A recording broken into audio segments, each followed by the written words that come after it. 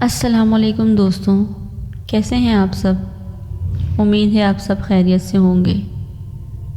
اگر آپ میرے چینل پر نیو ہیں تو سبسکرائب کر دیں اینڈ بیل آئیکن پر بھی کلک کر دیں۔ آئیے کہانی سناؤں۔ رات کے تقریباً 2:15 ہو رہے تھے کہ اچانک میرے مینیجر نے کہا آرڈر پلیس کر کے آنا ہے۔ بیٹھے بیٹھے میری آنکھ لگ چکی تھی۔ میں چونک کر اٹھا اور کہا جی سر، کچھ کہا آپ نے؟ مینیجر صاحب نے مجھے غصے سے دیکھا اور کہا کہ اگر آپ کی نیند پوری ہو گئی ہو تو تھوڑا کام بھی کر لیں۔ میرا نام عدیل ہے اور میں یونیورسٹی سے اپنا گریجویٹ کمپلیٹ کر رہا ہوں۔ صبح میں یونی جاتا ہوں، 1 بجے تک واپس آتا ہوں اور پھر کھانا کھا کے نماز پڑھ کر سو جاتا ہوں۔ 5 بجے اٹھ کر ٹیوشن پڑھانے جاتا ہوں اور رات 11 سے صبح 4 بجے تک ایک پیزا ہٹ میں رائڈر کی جاب کرتا ہوں۔ اس رات یہ میری پہلی پیزا ڈیلیوری تھی۔ میں نے لوکیشن اور کسٹمر کا نمبر لیا، پارسل اٹھایا اور نارتھ کراچی کے لیے روانہ ہو گیا۔ جب پلیس پر پہنچ کر کال کی تو کسی لیڈی نے فون اٹھایا۔ میں نے بولا آپ کا پیزا لے کر آیا ہوں، بلڈنگ کے نیچے کھڑا ہوں، شاید آپ کی بلڈنگ کی لائٹ نہیں ہے، بہت اندھیرا ہے، کائنڈلی آپ اپنا فلور اور فلیٹ نمبر بتائیں تاکہ میں آپ کو پیزا دے سکوں۔ انہوں نے مجھے ایڈریس دینے میں تقریباً 5 سے 8 منٹ لگائے۔ میں نیچے کھڑا رہا۔ میری نظر سامنے فٹ پاتھ پر پڑی جہاں کافی کچرا پڑا ہوا تھا اور وہیں ایک عورت کالے لباس میں بیٹھی کچرے میں سے کچھ چن کر کھا رہی تھی۔ مجھے اس پر اتنا ترس آیا، پھر میں اس کے پاس گیا تو اسے مخاطب کر کے کہا کہ سنیں۔ اس نے اپنا چہرہ اوپر اٹھایا تو وہ بہت ہی زیادہ خوبصورت لڑکی تھی اور عمر میں بھی 17 سے 18 سال کی لگ رہی تھی۔ کافی دیر تو میں اسے دیکھتا ہی رہا، پھر پوچھا کہ آپ اتنی رات میں یہاں کیوں بیٹھی ہیں؟ اگر آپ کو بھوک لگ رہی ہے تو میں کچھ لا دوں؟ مگر اس سے پہلے وہ کچھ کہتی میرا موبائل بجا اور اسی کسٹمر کی کال آئی کہ آپ فرنٹ کے گیٹ سے اوپر آئیں، میں دروازے پر ہی کھڑی ہوں اور میرا فلیٹ 5th فلور پر ہے۔ میں گیٹ سے انٹر ہوا اور زینہ چڑھنے لگا۔ کیونکہ لائٹ نہیں تھی تو لفٹ بھی بند تھی اور زینے پر فل اندھیرا تھا۔ میں نے موبائل کی ٹارچ آن کری۔ ویسے میں ایک بہت ڈرپوک انسان ہوں، مگر اپنی پڑھائی پوری کرنے کے لیے مجھے سوٹیبل ٹائمنگ میں بس یہی نائٹ جاب ملی تھی۔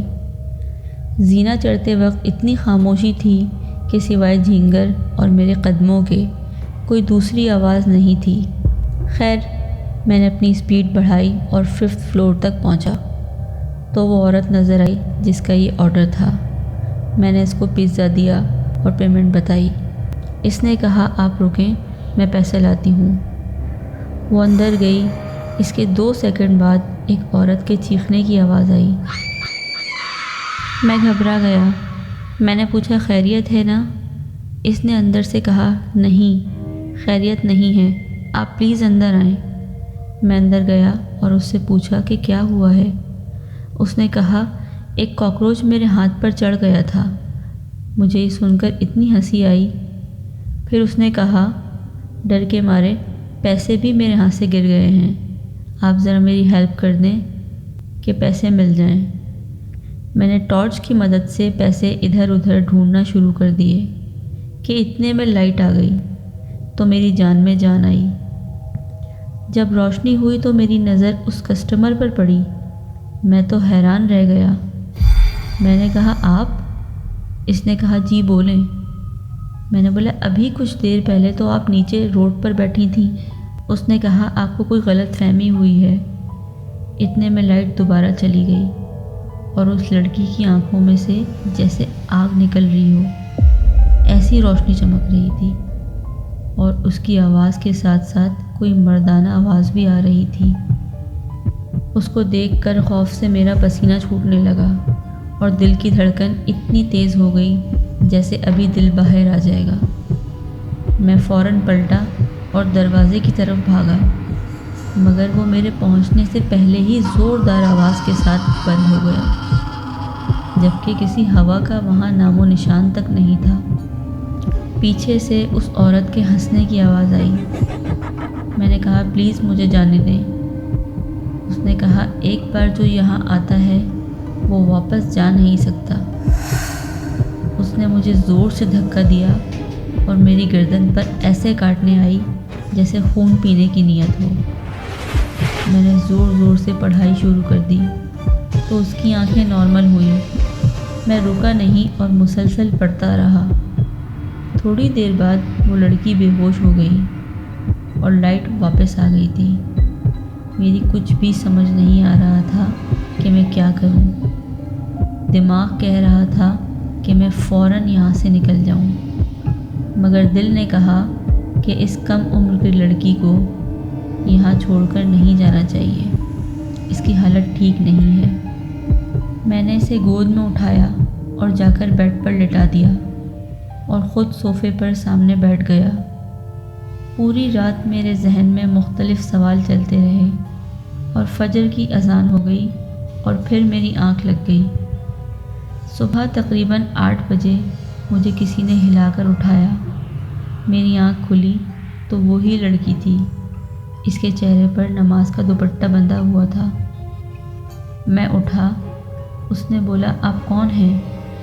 میں نے بتایا آپ کو نہیں معلوم کہ میں کون ہوں؟ اس نے کہا نہیں۔ میں اتنا حیران ہوا، مگر میں نے بہت عقل سے کام لیا اور اسے آہستہ آہستہ رات کے بارے میں بتانا شروع کیا۔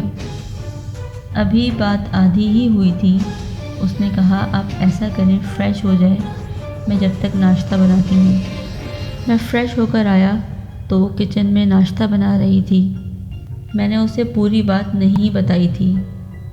پھر میں اس سے اس کے بارے میں پوچھنے لگا۔ اس نے بتایا میرا نام مشال ہے، میرے امی ابو اور چھوٹا بھائی عفان ٹھٹھا گئے ہیں میری دوائیاں لینے کے لیے۔ میں بنا کسی سوال کے اس کی باتیں سنتا رہا اور ہم دونوں نے ناشتہ کیا۔ اتنے میں گھر کی بیل بجی۔ اس کے گھر والے آ گئے تھے اور وہ مجھے دیکھ کے عجیب سا منہ بنانے لگے۔ اس کے ابو نے مجھ سے غصے والے انداز میں سوال جواب شروع کر دیے۔ تب میں نے الگ کمرے میں لے جا کر انہیں رات والا سارا قصہ سنایا تو انہوں نے کہا بیٹا ہمیں معاف کرنا، ہم تمہیں دیکھ کر غصے میں آ گئے اور غلط سوچنے لگے۔ پھر انہوں نے بتایا کہ جب ہماری بیٹی 11 سال کی تھی تو ہم کسی کے انتقال میں گئے تھے اور میت کو دفنانے جب سارے مرد قبرستان جانے لگے تو یہ بھی پیچھے لگ گئی اور رونے لگی، بہت ضد کرنے لگی، اور وہ وقت بھی ایسا تھا کہ جلد بازی میں کچھ سمجھ نہ آیا اور میں اسے بھی اپنے ساتھ قبرستان لے گیا، اور اس دن سے آج تک اس کے ساتھ اکثر ایسا ہو جاتا ہے۔ مگر عدیل تم بتاؤ، تم نے اسے قابو میں کیسے کیا؟ یہ تو کسی مولوی یا عالم کے بغیر کسی اور کے قابو میں کبھی بھی نہیں آتی۔ تب میں نے بتایا کہ میرے دادا کے پاس بہت سارا علم تھا اور وہ اس طرح کے کیسز کو ہینڈل کیا کرتے تھے۔ ان کے انتقال کے بعد وہ علم میرے ابو کے پاس آیا اور وہ بھی بہت لوگوں کا دم درود کے ذریعے علاج کیا کرتے تھے، اور میرے ابو نے مجھے بھی اپنا علم بخشا ہے، مگر میں کسی کا علاج نہیں کرتا۔ بس کل رات مجھے جو سمجھ آیا وہ پڑھنا شروع کر دیا اور یہ نارمل ہو گئی۔ خیر ساری باتیں کر کے میں وہاں سے نکلا۔ دروازے پر مشال کھڑی تھی۔ اس نے میرے دونوں ہاتھ اپنے ہاتھوں میں تھامے اور شکریہ ادا کیا۔ میں نے کہا تم ٹھیک ہو یہ کافی ہے، شکریہ کی ضرورت نہیں ہے۔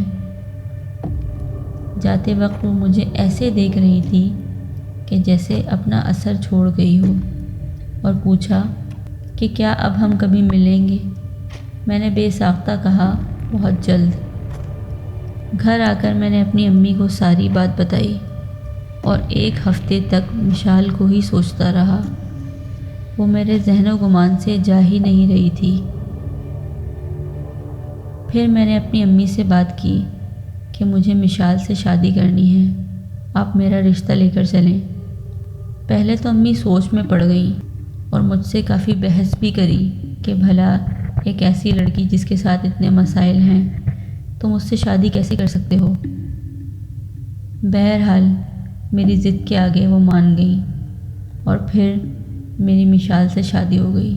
آج ہماری شادی کو 3 سال ہو گئے ہیں اور ہماری ایک بیٹی بھی ہے جو ہو بہو مشال جیسی بہت خوبصورت ہے، اور الحمدللہ اللہ کا شکر کہ شادی کے بعد مشال کو اس طرح کا کوئی دورہ نہیں پڑا۔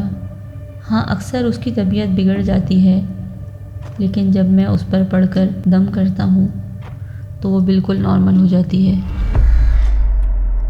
اگر آپ لوگ میرے چینل پر نئے ہیں تو پلیز سبسکرائب کریں، مزید آنے والی کہانیوں کے لیے بیل آئیکن پریس کریں۔